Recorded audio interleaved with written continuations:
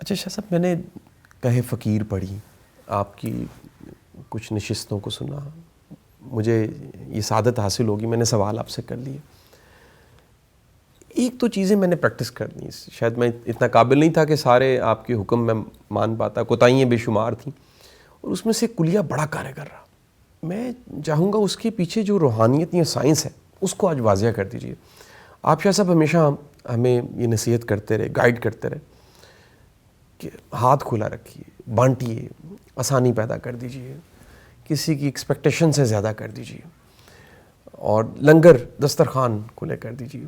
یہ آپ کی وہ نصیحت ہے، شاید اس کے کئی راوی ہیں، کئی گواہ ہیں، کئیوں نے اس کو آزمایا ہے، اور اس پہ کوئی شک نہیں شاہ صاحب. میں اس کو ریکارڈ کرنا چاہوں گا کہ آن کیمرہ میں یہ بات کہہ رہا ہوں کہ میں نے دیکھا ہے کہ جو پرواہ ہے، رزق کی پرواہ، وہ ختم ہو جاتی ہے. میں نہیں کہتا کہ اتنا آ جاتا ہے جتنا شاید کسی حکمران کے پاس ہے یا قارون کے پاس ہوگا، لیکن یہ فکر ختم ہونا یہ کتنا پڑا ہے اور حساب کیا ہے، کتاب کیا ہے، اس کے پیچھے روحانیت کیا ہے، اس کے پیچھے سائنس کیا ہے، کہ جب آپ ہاتھ کھلا کرتے ہیں تو ایسا کیا ہوتا ہے کہ پھر آپ کو رزق کی تنگی نہیں رہتی.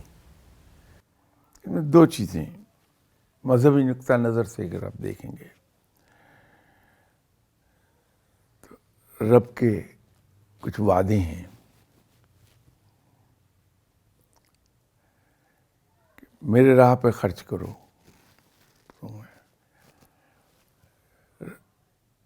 اس کی راہ پہ خرچ کرنے سے رزق بڑھ جاتا ہے، اس میں وسعت آتی ہے. اس لیے کہ سنت رسول صلی اللہ علیہ وسلم بھی ہے، سنت رب بھی ہے. لوگوں کے کام آنے، لوگوں کی خدمت کرنے میں آپ اپنی ہارڈ اینڈ کمائی جو ہے وہ خرچ کرتے ہیں اور خوش دلی سے کرتے ہیں تو رب کی طرف سے اس کا اجر بہت آتا ہے، رزق وسیع ہو جاتا ہے. یہ تو ہے رب کے، جیسے رب نے قرآن میں بھی ایک وعدہ کیا کہ تم میرے بندوں کے کام آؤ، تمہارے کام میں خود کر دوں گا، وہ کر دیتا ہے. ٹھیک ہے سر. اسی طرح یہ ہے کہ اس کے بندوں پر خرچ کریں، اللہ تعالیٰ اس کو کئی گنا بڑھا کے واپس کر دیتا ٹھیک ہے ہے. سر. کھانا کھلائیے، ٹھیک سر. آپ کے رزق میں وسعت آ جاتی ہے. ٹھیک ہے. یہ ایک پہلو ہے اس کا، یہ تو رب کے وعدے سے تعلق ہے. ایک اس کا دوسرا پہلو بڑا زبردست ہے، سر. وہ سائنٹیفک کہہ لیجیے اسے. اچھا سر. وہ یہ ہے کہ جب آپ بے لوس ہو کر اور بے دریغ اپنی محنت کی کمائی اللہ کے بندوں پہ خرچ کرتے ہیں، ٹھیک سر. خاص طور پہ ان کے جو آپ کے مخالف ہیں یا آپ کے حاسد ہیں، ٹھیک ہے سر. ان پہ خرچ کرتے ہیں،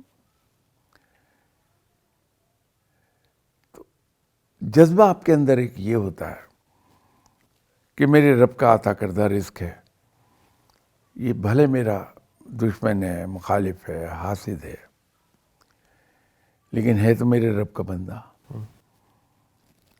تو میں اپنے رب کی عطا کردہ نعمت سے اس پہ خرچ کروں. ٹھیک ہے سر. تو آپ کے اندر ایک عجیب سی انکساری آتی ہے، ایک عاجزی پیدا ہوتی ہے اپنے. ٹھیک ہے سر. اور یہ انکساری اور عاجزی اور بے لوس ہونا، یہ جادو اثر ہے آپ کی دنیاوی سکسیس کے لیے. تو ہوتا یہ ہے کہ جب آپ یہ کام کرتے ہیں تو آپ کے اندر ایک عاجزی پیدا ہوتی ہے ٹھیک ہے سر. جو سب دوسرے بندوں کو پسند آتی ہے، اور وہ آپ کے لیے ایک سافٹ کارنر رکھتے ہیں، اور وہی سافٹ کارنر آپ کو دنیاوی طور پہ سکسیسفل کر دیتا ہے. یہ سائنٹیفک چیز ہے، اچھا سر. اس کا روحانی سے کوئی تعلق نہیں ہے.